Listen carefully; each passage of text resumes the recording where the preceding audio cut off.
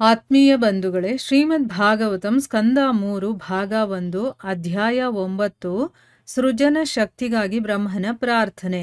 ಇದರಿಂದ ಇವತ್ತು 18ನೇ ಶ್ಲೋಕವನ್ನು ತಿಳ್ಕೊಳ್ಳೋಣ. ಶ್ಲೋಕ 18. ಯಸ್ಮಾದ್ ಬಿಭೇಮ್ಯ ಹಮಪಿ ದ್ವಿಪರಾರ್ಧದಿಷ್ಣ್ಯಮಧ್ಯಾಸಿತ ಸಕಲ ಲೋಕ ನಮಸ್ಕೃತಂ ಯತ್ ತೇಪೆ ತಪೋ ಬಹುಸವೋ ವರುರುತ್ಸಮಾನಸ್ತಸ್ಮೈ ನಮೋ ಭಗವತೆ ಧಿಮಖಾಯ ತುಭ್ಯಂ. ಅನುವಾದ: ಓ ಪ್ರಭುವೆ, ನೀನು ದಣಿವನ್ನರಿಯದ ಕಾಲನಾಗಿರುವೆ ಮತ್ತು ಎಲ್ಲ ಯಜ್ಞಗಳ ಭೋಕ್ತಾರನು. ಅಂತಹ ನಿನಗೆ ಗೌರವಪೂರ್ವಕ ನನ್ನ ನಮಸ್ಕಾರಗಳನ್ನು ಸಲ್ಲಿಸುತ್ತೇನೆ.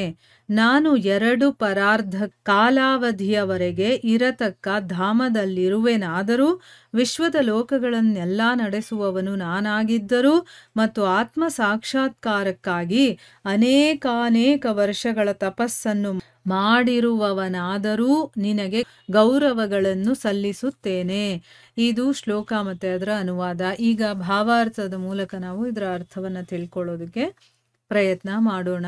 ಹೋದ ಭಾಗದಲ್ಲಿ ನಾವೇನು ತಿಳ್ಕೊಂಡಿದ್ವಿ? ಬ್ರಹ್ಮ ಭಗವಂತನನ್ನ ಪ್ರಾರ್ಥನೆ ಮಾಡ್ಕೊಳ್ತಾ ಇದ್ದಾನೆ. ಹೋದ ಭಾಗದಲ್ಲಿ ಏನು ಹೇಳಿದ್ದ? ಜನರು ಸಾಮಾನ್ಯವಾಗಿ ಮೂರ್ಖ ಕೆಲಸಗಳಲ್ಲೇ ಯಾವಾಗಲೂ ತೊಡಗಿರ್ತಾರೆ. ಅವರ ಮಾರ್ಗದರ್ಶನ ಮಾಡೋದಕ್ಕೋಸ್ಕರ ನೀನು ನೇರವಾಗಿ ಹೇಳಿರುವಂತಹ ನಿಜವಾದ ಕಲ್ಯಾಣಕರ ಕೆಲಸಗಳಿದೆಯಲ್ಲ, ಅದರಲ್ಲಿ ಅವರು ಯಾವಾಗಲೂ ನಿರತರಾಗೋದಿಲ್ಲ. ಅವರಿಗೆ ಬೇಡದೇ ಇರೋ ಕೆಲಸ ಮಾಡೋದ್ರಲ್ಲೇ ಆಸಕ್ತಿ ಅಂತ ಹೇಳಿದ್ದ. ಮತ್ತೆ ಈ ಮೂರ್ಖ ಕಾರ್ಯದಲ್ಲಿ ಅವರಿಗಿರುವಂತಹ ಪ್ರವೃತ್ತಿ ಎಲ್ಲಿವರೆಗೂ ಪ್ರಬಲವಾಗಿರುತ್ತೋ, ಐಹಿಕ ಕೆಲಸ ಕಾರ್ಯಗಳು ಅಂತ ಒಂದು ಆಸಕ್ತಿಯಲ್ಲೇ ಅವರು ಮುಳುಗಿರ್ತಾರೋ, ಅಸ್ತಿತ್ವಕ್ಕೋಸ್ಕರ ನಾನಿರಬೇಕು ಅಂತ ನಡೆಸ್ತಾರಲ್ಲ ಅವರ ಹೋರಾಟ, ಅದರಲ್ಲಿ ಏನೇನೋ ಪ್ಲ್ಯಾನ್ಗಳು ಅದೆಲ್ಲ ಮಾಡ್ತಾರಲ್ಲ, ಅವೆಲ್ಲವೂ ಕೂಡ ಛಿದ್ರವಾಗಿಬಿಡುತ್ತೆ. ಯಾವುದು ಅದು ಫುಲ್ಫಿಲ್ ಆಗಲ್ಲ ಅಂತ ಅರ್ಥ. ಅದಕ್ಕೋಸ್ಕರ ಶಾಶ್ವತ ಕಾಲಸ್ವರೂಪವಾಗಿ ವರ್ತನೆ ಮಾಡುವಂತಹ ಆ ಭಗವಂತನಿಗೆ ನನ್ನ ನಮಸ್ಕಾರಗಳನ್ನು ಸಲ್ಲಿಸ್ತೀನಿ. ಅಂದರೆ ಇದೆಲ್ಲ ಮಾಡುವಂಥದ್ದು ಕಾಲ. ಆ ಕಾಲ ಸ್ವರೂಪನಾಗಿರುವಂತಹ ಭಗವಂತನಿಗೆ, ಅಂದರೆ ಅವನೇ ಕಾಲವಾಗಿ ಇಲ್ಲಿ ಈ ಕೆಲಸವನ್ನು ಮಾಡ್ತಾ ಇರೋದು. ಅದಕ್ಕೆ ಅಂಥ ಭಗವಂತನಿಗೆ ನಾನು ನಮಸ್ಕರಿಸ್ತೀನಿ ಅಂತ ಓದ ಭಾಗದಲ್ಲಿ ಬ್ರಹ್ಮ ಪ್ರಾರ್ಥನೆ ಮಾಡಿಕೊಂಡ. ಈ ಒಂದು ಶ್ಲೋಕದಲ್ಲಿ ಏನು ಹೇಳ್ತಾ ಇದ್ದಾನೆ? ಓ ಪ್ರಭುವೇ, ನೀನು ದಣಿವನ್ನರಿಯದ, ಅಂದರೆ ಈಗ ನಾವೇನಾದರೂ ಒಂದು ಸ್ವಲ್ಪ ಕೆಲಸ ಮಾಡಿದ ತಕ್ಷಣ ನಮಗೇನಾಗುತ್ತೆ ಹೇಳಿ? ದಣಿವು ಅಂದರೆ ಆಯಾಸ ಆಗುತ್ತೆ, ಎನರ್ಜಿನೇ ಡ್ರಾಪ್ ಆಗಿಬಿಡುತ್ತೆ. ಅವಾಗ ನಾವು ನೀರು ಕುಡಿಬೇಕು, ಇಲ್ಲ ಊಟ ಮಾಡಬೇಕು, ಆಗ ಮತ್ತೆ ಎನರ್ಜಿ ಬರುತ್ತೆ. ಅಂದರೆ ನಾವು ಕೆಲಸ ಮಾಡಿದಾಗ ಸ್ವಲ್ಪ ನಮಗೆ ಸುಸ್ತು ಅನ್ನೋದು ಆಗುತ್ತಲ್ವಾ? ಆದರೆ ಇಲ್ಲಿ ಆ ಸುಸ್ತು, ಆ ದಣಿವು ಏನೂ ಇಲ್ಲದೆ ಇರುವಂತಹ ಕಾಲನಾಗಿರುವೆ ನೀನು. ಅಂದರೆ ಕಾಲಕ್ಕೆ ಯಾವುದೇ ದಣಿವಿಲ್ಲ, ಏನೂ ಇಲ್ಲ. ಅದು ನಿರಂತರವಾಗಿ ಕೆಲಸ ಮಾಡುವಂಥದ್ದು, ನಿರಂತರವಾಗಿ ಇರುತ್ತದು ಅಲ್ವಾ? ಅದನ್ನ ಹೇಳ್ತಾ ಇರೋದು. ನೀನು ದಣಿವನ್ನರಿಯದ, ದಣಿವು ಅಂದರೆ ಏನು ಅಂತಾನೆ ಗೊತ್ತಿಲ್ಲದೆ ಇರುವಂತಹ ಕಾಲ ನೀನು. ಮತ್ತೆ ಎಲ್ಲ ಯಜ್ಞಗಳ ಭೋಗ್ತಾರ. ಯಾರು ಏನೇನು ಮಾಡ್ತಾರೋ ಆ ಯಜ್ಞಗಳಿಗೆ ನಾವು ಏನೇನೆಲ್ಲ ಸಮರ್ಪಣೆ ಮಾಡ್ತೀವೋ ಅದನ್ನೆಲ್ಲ ಭೋಗಿಸುವಂಥವ್ನು ಯಾರು ಅಂತಂದರೆ ಆ ಭಗವಂತ. ಅಂತಹ ನಿನಗೆ ಗೌರವಪೂರ್ವಕ ನನ್ನ ನಮಸ್ಕಾರಗಳನ್ನು ನಾನು ಸಲ್ಲಿಸ್ತೀನಿ. ನಾನು 2 ಪರಾರ್ಧ ಕಾಲಾವಧಿಯವರೆಗೆ, ಅಂದರೆ ಅರ್ಥ ಏನು?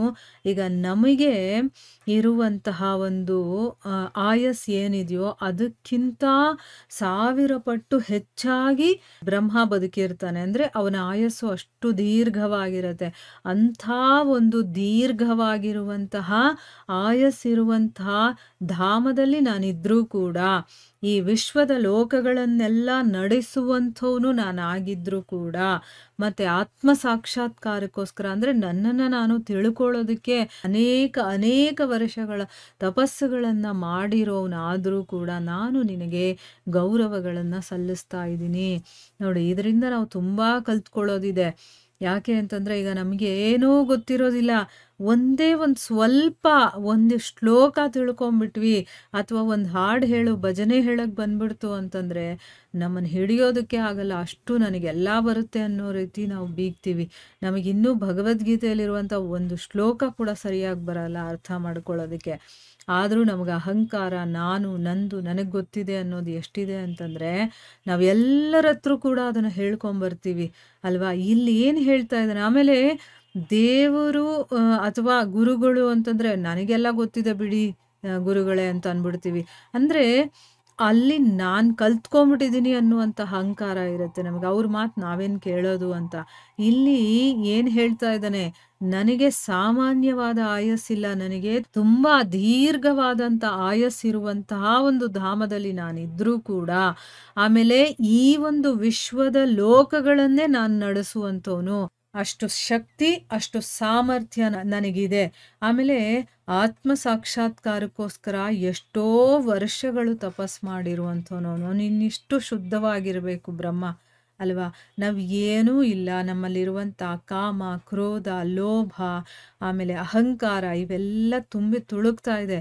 ಏನೋ ಒಂದು ಸಾಸಿವೆ ಕಾಳಷ್ಟು ನಾವು ತಿಳ್ಕೊಂಬಿಟ್ಟಿದ ತಕ್ಷಣ ನಮ್ಮನ್ನು ಹಿಡಿಯೋದಕ್ಕಾಗಲ್ಲ, ಹಾಗೆ ಮಾಡ್ತೀವಿ ಅಲ್ವಾ? ಆದರೆ ಇಲ್ಲಿ ಹೇಳ್ತಾ ಇದ್ದಾರೆ, ನನಗಿಷ್ಟೆಲ್ಲ ಯೋಗ್ಯತೆ ಇದ್ದರೂ ಕೂಡ ನಾನು ನಿನಗೆ ಗೌರವವನ್ನು ಸಲ್ಲಿಸ್ತೀನಿ ಅಂತಂದ್ಬಿಟ್ಟು ಇಲ್ಲಿ ಪ್ರಾರ್ಥನೆಯನ್ನು ಮಾಡ್ಕೊಳ್ತಾ ಇದ್ದಾನೆ.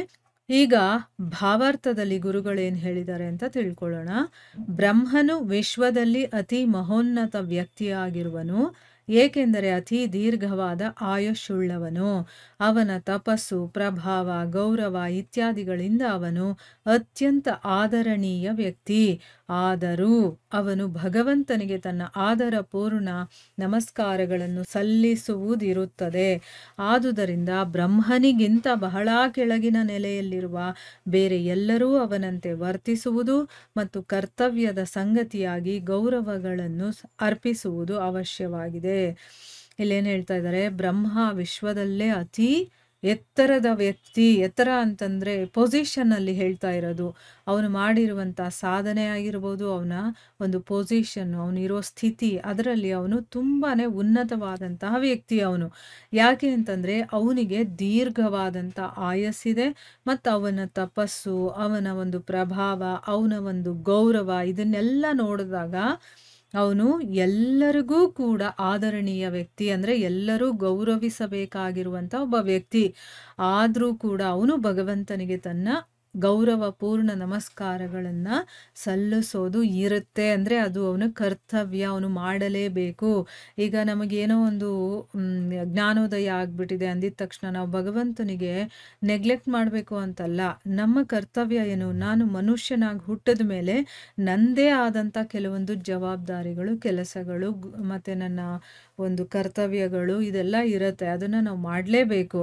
ಇಲ್ಲಿ ಇಷ್ಟೆಲ್ಲ ನನಗೆ ಗುಣಗಳು ಅಥವಾ ಅಷ್ಟು ಶಕ್ತಿ, ಅಷ್ಟೊಂದು ಗೌರವ ಅದೆಲ್ಲ ಇದ್ದರೂ ಕೂಡ ನಾನು ಭಗವಂತನಿಗೆ ನಮಸ್ಕರಿಸ್ತೀನಿ ಅಂತ ಹೇಳ್ತಾ ಇದ್ದಾನಲ್ವ. ಅದಕ್ಕೆ ಅವನು ಮಾಡಬೇಕಾಗಿರುವಂಥ ಡ್ಯೂಟಿ ಅದು ಅವನು. ಹಾಗಿರಬೇಕಾದ್ರೆ ಇನ್ನು ಬ್ರಹ್ಮನಿಗಿಂತ ಕೆಳಮಟ್ಟದಲ್ಲಿರೋರು ಭಗವಂತನನ್ನು ಎಷ್ಟರ ಮಟ್ಟಿಗೆ ನಾವು ಪ್ರಾರ್ಥನೆ ಮಾಡ್ಕೊಳ್ಬೇಕು, ಭಗವಂತನಿಗೆ ಎಷ್ಟು ನಾವು ಥ್ಯಾಂಕ್ಸ್ ಹೇಳಬೇಕು ಅಲ್ವಾ? ಅವನ ಒಂದು ಶರಣಾಗತಿಯಲ್ಲಿ ನಾವು ಇರಬೇಕಾಗತ್ತೆ. ಇಲ್ಲಿ ಬ್ರಹ್ಮ ಮಾಡೋದನ್ನ ನೋಡಿ ಅವನಿಗಿಂತ ಕೆಳಮಟ್ಟದಲ್ಲಿರೋರು ಅವನನ್ನು ನೋಡಿ ನಾವು ಕೂಡ ಅದೇ ರೀತಿ ಫಾಲೋ ಮಾಡಬೇಕು. ಯಾಕೆ ಅಂತಂದ್ರೆ ಅವನು ಉನ್ನತ ಸ್ಥಿತಿಯಲ್ಲಿರೋದ್ರಿಂದ ನಾವು ಅವನನ್ನ ಫಾಲೋ ಮಾಡ್ತಾ ಇರೋದ್ರಿಂದ ಈಗ ಅವನು ಗೌರವಪೂರ್ಣ ನಮಸ್ಕಾರಗಳನ್ನು ಸಲ್ಲಿಸ್ತಾ ಇದ್ದಾನೆ. ನಮಗೇನು ತಿಳಿದ್ಬಿಟ್ಟಿದೆ, ನನಗೆಲ್ಲ ಗೊತ್ತಾಗ್ಬಿಟ್ಟಿದೆ, ನನಗೆ ಆತ್ಮ ಸಾಕ್ಷಾತ್ಕಾರ ಆಗ್ಬಿಟ್ಟಿದೆ ಅಂದಿದ ತಕ್ಷಣ ನಾನು ಭಗವಂತನನ್ನ ನೆಗ್ಲೆಕ್ಟ್ ಮಾಡಬೇಕು ಅಂತಲ್ಲ, ಅವನಿಗೆ ಸಲ್ಲಿಸುವಂಥ ಗೌರವಗಳನ್ನು ನಾನು ಸಲ್ಲಿಸಲೇಬೇಕು, ನನ್ನ ಕರ್ತವ್ಯ ಅದು ಅಂತ ತಿಳ್ಕೊಂಡು ನಾವು ಅವನಿಗೆ ಗೌರವವನ್ನು ಸಮರ್ಪಣೆ ಮಾಡಬೇಕು. ಈಗ ಇಲ್ಲಿ ಇನ್ನೊಂದು ವಿಷಯ ಗೊತ್ತಾಗತ್ತೆ ನೋಡಿ, ಯಾರು ನಮ್ಮ ಯಾರನ್ನ ನಾವು ಫಾಲೋ ಮಾಡ್ತಾ ಇರ್ತೀವೋ ಅವ್ರು ಏನು ಮಾಡ್ತೀವೋ ಅದೆಲ್ಲನೂ ಕೂಡ ಅವರಿಗಿಂತ ಕೆಳಮಟ್ಟದಲ್ಲಿರೋರು ಅದನ್ನು ಫಾಲೋ ಮಾಡ್ತಾ ಇರ್ತಾರೆ. ಅದಕ್ಕೋಸ್ಕರನೇ ಒಬ್ಬ ಉನ್ನತ ಮಟ್ಟದಲ್ಲಿರುವಂಥವರು, ಅಧಿಕಾರಿಗಳೇ ಆಗಿರಬಹುದು, ಅವನ ಆಧ್ಯಾತ್ಮಿಕ ವ್ಯಕ್ತಿನೇ ಆಗಿರಬಹುದು, ಅಥವಾ ರಾಜಕಾರಣಿನೇ ಆಗಿರಬಹುದು, ಯಾವುದಾದ್ರೂ ಒಂದು ಫೀಲ್ಡಲ್ಲಿ ಇದ್ರೂ ಪರವಾಗಿಲ್ಲ, ಯಾರು ಒಂದು ಉನ್ನತ ಸ್ಥಿತಿಯಲ್ಲಿರ್ತಾರೋ ಅವರು ಚೆನ್ನಾಗಿ ಯೋಚನೆ ಮಾಡಿ ತಮ್ಮ ನಿರ್ಧಾರಗಳನ್ನು ತಗೊಂಡು ಅವರು ಒಳ್ಳೆ ರೀತಿಯಲ್ಲಿ ನಡ್ಕೊಳ್ಬೇಕು. ಯಾಕಂದರೆ ಅವನನ್ನು ಫಾಲೋ ಮಾಡೋರು ಬೇಕಾದಷ್ಟು ಜನ ಇರ್ತಾರೆ. ಅವನು ತಪ್ಪು ಮಾಡಿದ್ರೆ ಇವರೆಲ್ಲರೂ ಕೂಡ ತಪ್ಪು ಮಾಡೋಕ್ಕೆ ಶುರು ಮಾಡ್ತಾರೆ. ಅವನು ಸರಿಯಾದ ದಾರಿಯಲ್ಲಿ ನಡೀತಾ ಇದ್ರೆ ಇವರೆಲ್ಲ ಅವನನ್ನು ಫಾಲೋ ಮಾಡ್ತಾ ಇರ್ತಾರಲ್ಲ, ಅವರು ಕೂಡ ಸರಿಯಾದ ಮಾರ್ಗದಲ್ಲೇ ನಡೀತಾ ಇರ್ತಾರೆ ಅನ್ನೋದು ಕೂಡ ನಾವಿಲ್ಲಿ ತಿಳ್ಕೊಬೋದು. ಇಲ್ಲಿಗೆ ನಾವು ನಿಲ್ಲಿಸೋಣ. ಹರೇ ಕೃಷ್ಣ.